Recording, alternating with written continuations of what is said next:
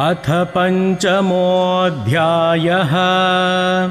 अथ पञ्चमोऽध्यायः। अर्जुन उवाच। अर्जुन उवाच। सन्न्यासं कर्मणां कृष्ण। सन्न्यासं कर्मणां कृष्ण। पुनर्योगं च शंससि। पुनर्योगं च शंससि। यच्छ्रेय एतयोरेकम्। यच्छ्रेय एतयोरेकम्। तन्मे ब्रूहि सुनिश्चितम्। तन्मे ब्रूहि सुनिश्चितम्। श्रीभगवानुवाच। श्रीभगवानुवाच। सन्न्यासः कर्मयोगश्च। सन्न्यासः कर्मयोगश्च। निःश्रेयसकरावुभौ। निःश्रेयसकरावुभौ। तयोस्तु कर्मसन्न्यासात्। तयोस्तु कर्मसन्न्यासात् कर्मयोगो विशिष्यते। कर्मयोगो विशिष्यते। ज्ञेयः स नित्यसन्न्यासी। ज्ञेयः स नित्यसन्न्यासी। यो न द्वेष्टि न काङ्क्षति। यो न द्वेष्टि न काङ्क्षति। निर्द्वन्द्वो हि महाबाहो।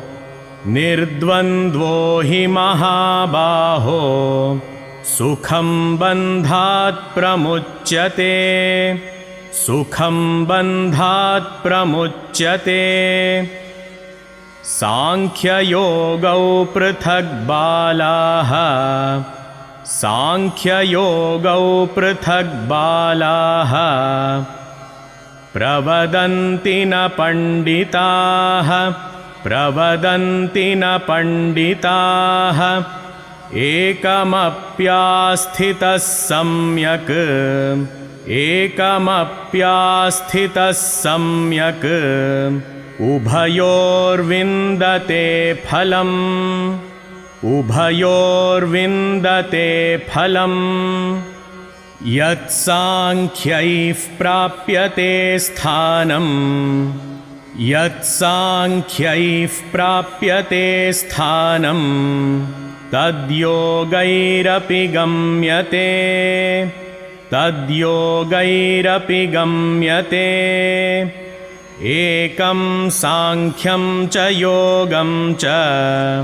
एकं साङ्ख्यं च योगं च। यः पश्यति स पश्यति। यः पश्यति स पश्यति। सन्न्यासस्तु महाबाहो। सन्न्यासस्तु महाबाहो। दुःखमाप्तुमयोगतः। दुःखमाप्तुमयोगतः। योगयुक्तो मुनिर्ब्रह्म। योगयुक्तो मुनिर्ब्रह्म। न चिरेणाधिगच्छति। न चिरेणाधिगच्छति। योगयुक्तो विशुद्धात्मा। योगयुक्तो विशुद्धात्मा। विजितात्मा जितेन्द्रियः। विजितात्मा जितेन्द्रियः। सर्वभूतात्मभूतात्मा। सर्वभूतात्मभूतात्मा। कुर्वन्नपि न लिप्यते। कुर्वन्नपि न लिप्यते। नैव किञ्चित् करोमीति। नैव किञ्चित् करोमीति। युक्तो मन्येत तत्त्ववित्।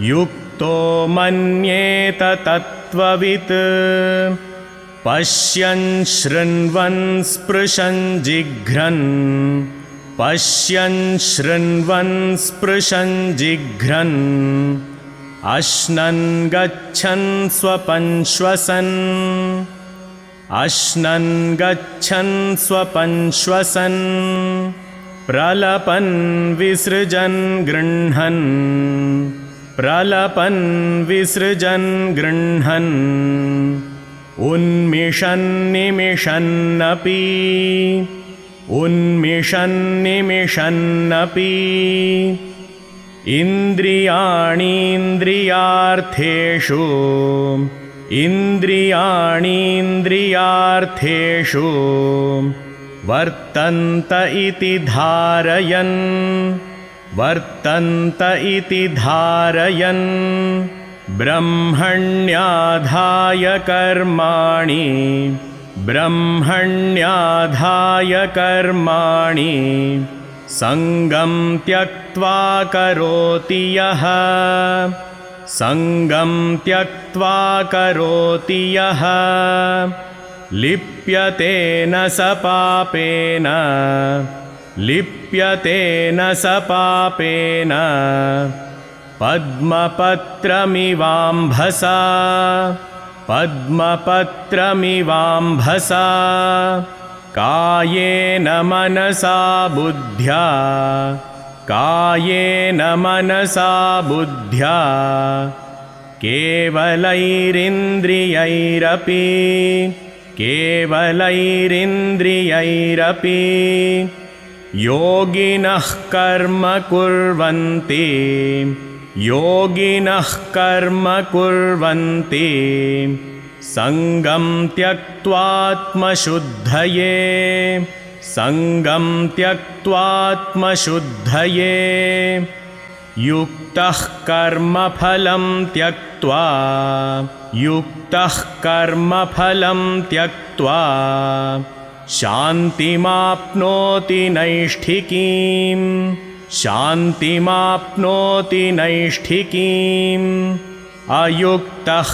कामकारेण अयुक्तः कामकारेण फले सक्तो निबध्यते फले सक्तो निबध्यते सर्वकर्माणि मनसा सर्वकर्माणि मनसा सन्न्यस्यास्ते सुखं वशी सन्न्यस्यास्ते सुखं वशी नवद्वारे पुरे देहि नवद्वारे पुरे देहि नैव कुर्वन्न कारयन् नैव कुर्वन्न कारयन् न कर्तृत्वं न कर्माणि न कर्तृत्वं न कर्माणि लोकस्य सृजति प्रभुः लोकस्य सृजति प्रभुः न कर्मफलसंयोगम् न कर्मफलसंयोगम्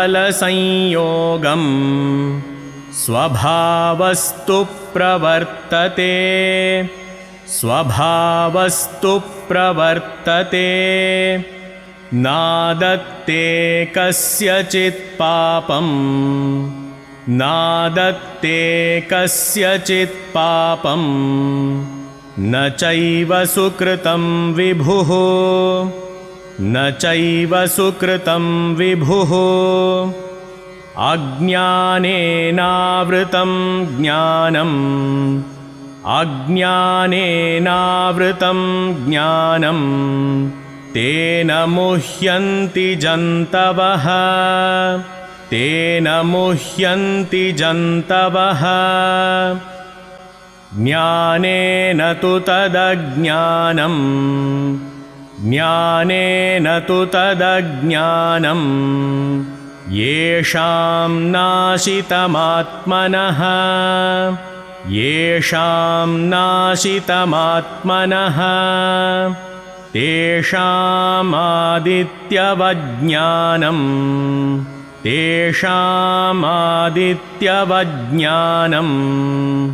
प्रकाशयति तत्परं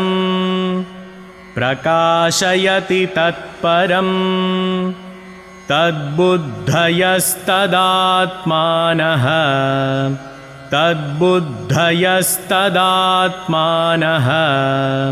तन्निष्ठास्तत्परायणाः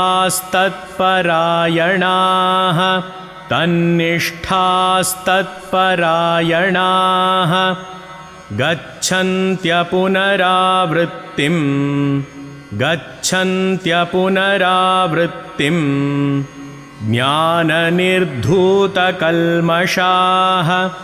ज्ञाननिर्धूतकल्मषाः विद्याविनयसम्पन्ने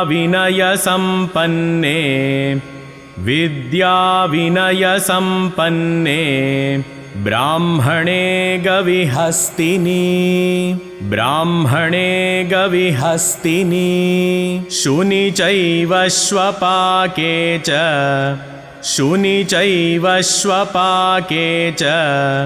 पंडिताः समदर्शिनः इहैव तैर्जितः सर्गः येषां साम्ये स्थितं मनः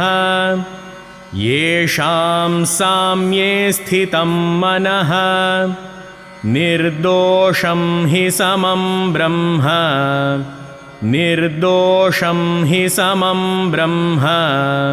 तस्माद्ब्रह्मणि ते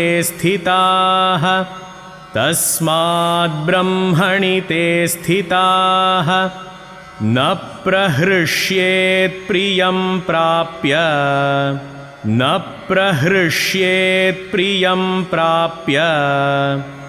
नोद्विजेत् प्राप्य चाप्रियम्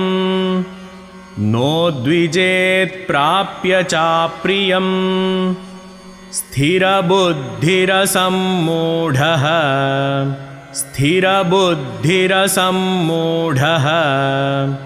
ब्रह्मविद्ब्रह्मणि स्थितः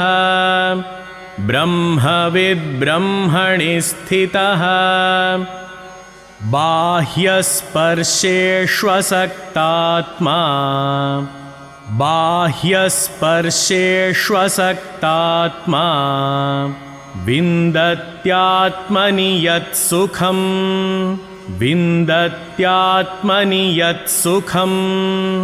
स ब्रह्मयोगयुक्तात्मा सुखमक्षयमश्नुते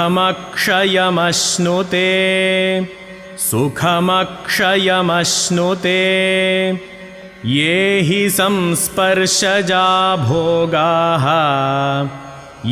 हि संस्पर्शजा भोगाः दुःखयोनय एव ते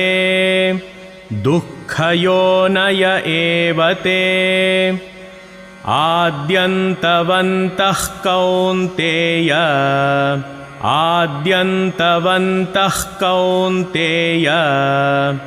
न तेषु रमते बुधः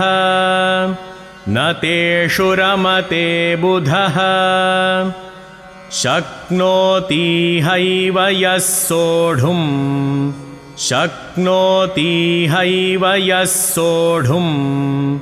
प्राक्शरीरविमोक्षणात् कामक्रोधोद्भवं वेगं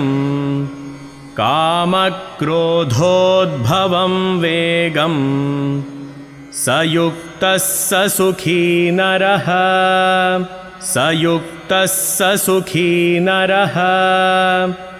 योऽन्तः सुखोऽन्तरारामः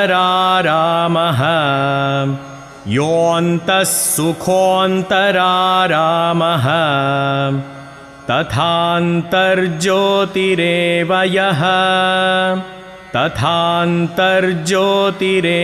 यः स योगी ब्रह्मनिर्वाणम् स योगी ब्रह्मनिर्वाणम् ब्रह्मभूतोऽधिगच्छति ब्रह्मभूतोऽधिगच्छति लभन्ते ब्रह्मनिर्वाणम् लभन्ते ब्रह्मनिर्वाणम् ऋषयः क्षीणकल्मषाः ऋषयः क्षीणकल्मषाः छिन्नद्वैधायतात्मानः छिन्नद्वैधायतात्मानः सर्वभूतहिते रताः सर्वभूतहिते रताः कामक्रोधवियुक्तानां कामक्रोधवियुक्तानां यतीनां यतचेतसां यतीनां यतचेतसाम् अभितो ब्रह्मनिर्वाणम् अभितो ब्रह्मनिर्वाणम् वर्तते विदितात्मनां वर्तते विदितात्मनां स्पर्शान् कृत्वा बहिर्बाह्यान् स्पर्शान् कृत्वा बहिर्बाह्यान् चक्षुश्चैवान्तरे भ्रुवोः चक्षुश्चैवान्तरे भ्रुवोः प्राणापानौ समौ कृत्वा प्राणापानौ समौ कृत्वा नासाभ्यन्तरचारिणौ नासाभ्यन्तरचारिणौ यतेन्द्रियमनोबुद्धिः यतेन्द्रियमनोबुद्धिः मुनिर्मोक्षपरायणः मुनिर्मोक्षपरायणः विगतेच्छाभयक्रोधः विगतेच्छाभयक्रोधः यः सदा मुक्त एव सः यः सदा मुक्त एव सः भोक्तारं यज्ञतपसां भोक्तारं यज्ञतपसां सर्वलोकमहेश्वरं सर्वलोकमहेश्वरं सुहृदं सर्वभूतानां सुहृदं सर्वभूतानां ज्ञात्वा मां शान्तिमृच्छति ज्ञात्वा मां शान्तिमृच्छति ॐ तत्सत् ॐ तत्सत् इति श्रीमद्भगवद्गीतासु इति श्रीमद्भगवद्गीतासु उपनिषत्सु उपनिषत्सु ब्रह्मविद्यायां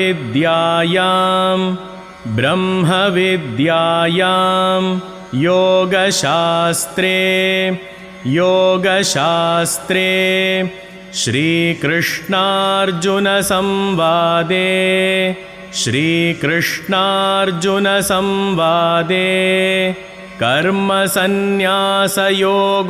नाम कर्मसन्न्यासयोगो नाम पञ्चमोऽध्यायः पञ्चमोऽध्यायः।